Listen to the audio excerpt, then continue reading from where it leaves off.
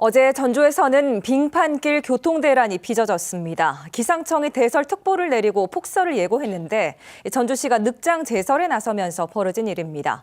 안일한 재난 대응에 시민들은 분통을 터뜨렸습니다. 오정현 기자입니다.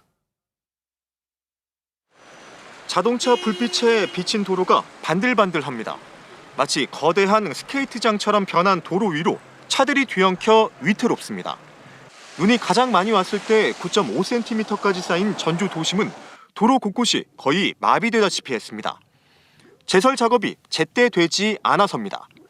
보다 못한 상점 주인이 화단에서 흙을 퍼다 도로에 뿌렸고 제설 모래가 지금 방치 있는 게 없어가지고 제가 여기 아까 계속 있었는데 차가 와서 제설하는 작업은 못 봤어요, 아직까지. 속절없이 미끄러지는 차를 운전자들은 오르막 길가에 버리고 가야 했습니다. 바닥이 빙판이에요, 빙판 그냥. 차 안쪽에다가 받쳐놓고 운행할 수 있는 그 조건이 아니에요. 눈 소식에 차 없이 나온 시민들도 기다려도 오지 않는 버스에 결국 추위에 떨며 빙판을 걸었습니다.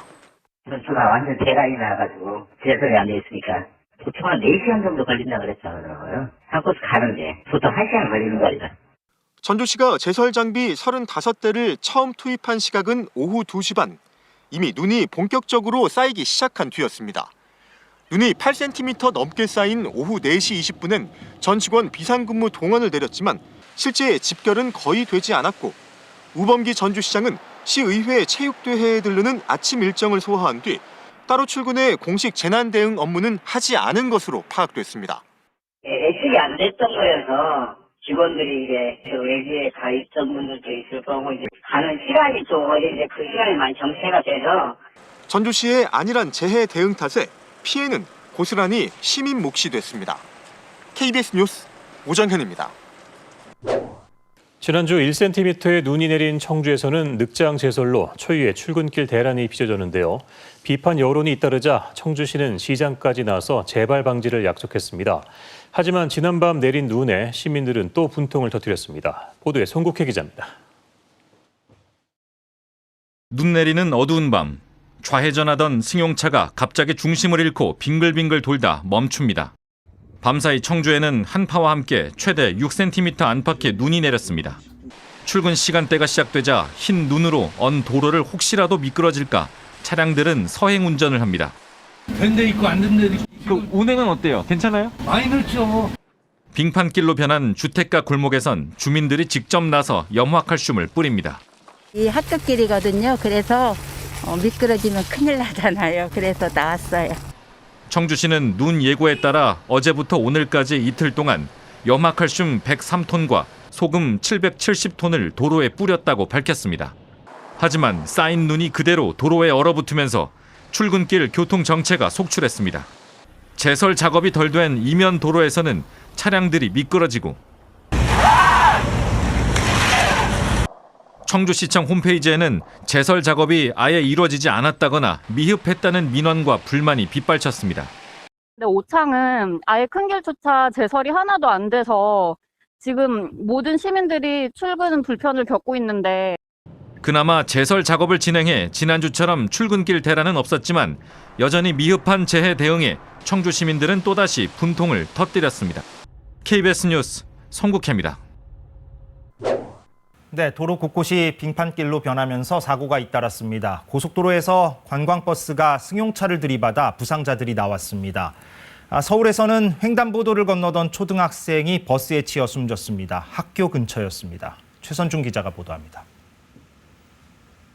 정차 중인 승용차 운전자가 고속도로 갓길에서 수신호를 하고 있는 사이 관광버스가 승용차와 부딪힌 뒤 미끄러져 옆으로 넘어집니다. 사고가 난 건 오늘 오전 9시쯤 대설주의보 속에 충남 당진에는 눈이 7cm가량 쌓인 상태였습니다. 도로공사가 긴급 제설 작업을 했지만 역부족이었습니다. 후행하던 그 버스가 미처 정차해 있는 차를 목격하지 못하고 미끄러져서 이 사고로 버스에 타고 있던 산악회원 36명 가운데 4명이 다쳐 병원으로 옮겨졌고 사고 수습을 위해 고속도로 한계차로가 2시간가량 통제됐습니다. 비슷한 시간 전남 영암군에서는 수용차가 농수로로 미끄러져 4명이 다치는 등 전남 지역에서도 빙판길 사고가 잇따랐습니다. 오전 9시 10분쯤에는 서울 강남 세곡동 삼거리에서 혼자 횡단보도를 건너던 12살 초등학생이 버스에 치여 숨졌습니다. 사고 장소는 어린이 보호구역 시작 지점에서 8m 떨어진 곳으로 직선거리로 250m 이내에 초등학교가 있습니다. 사고가 난 도로는 오전에 내린 눈이 일부 쌓여 미끄러운 상태였던 것으로 전해졌습니다. 경찰은 40대 버스 운전기사를 입건해 정확한 사고 경위를 조사하고 있습니다. KBS 뉴스 최선중입니다. 겨울철 운전자에겐 아주 큰 복병이 도사리고 있습니다. 바로 블랙아이스입니다. 무엇보다 잘 안 보입니다. 그저 도로가 젖어 있는 정도로 보이지만 치명적입니다. 출근 시간이 특히 위험합니다. 다리 위 터널 입구에서 아주 주의해야겠습니다. 실험으로 보여드립니다. 고속도로 위에 차들이 뒤엉켜 있습니다. 1톤 화물차가 앞서가던 5톤 화물차를 들이받고 멈춰서자 뒤따르던 차들이 잇따라 추돌한 건데요.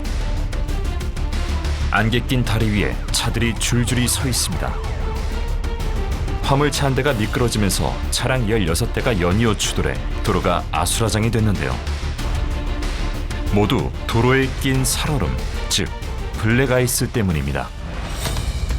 블랙아이스는 눈이 녹은 물이나 비가 도로에 스며들었다가 얇게 얼어붙는 도로 결빙 현상인데요. 하지만 눈길이나 빙판길과 달리 운전자들에겐 단순히 도로가 젖어 있는 것처럼 보여 사전에 인지하고 대처하기가 쉽지 않습니다. 가다가 브레이크를 잡았는데 멀쩡한 도로인데 쭉 미끄러지는 거예요. 그때 썰매 타듯이 미끄러지니까 깜짝 놀라죠.